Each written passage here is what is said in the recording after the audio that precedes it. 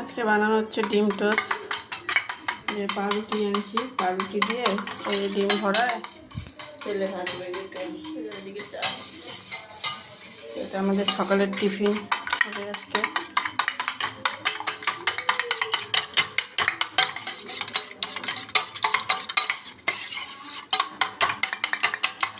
এখানে 2টা ডিম দিয়েছি।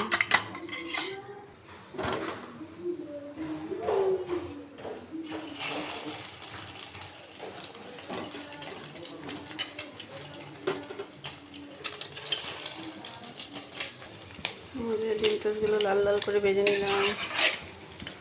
আর চা হয়ে গেছে। চা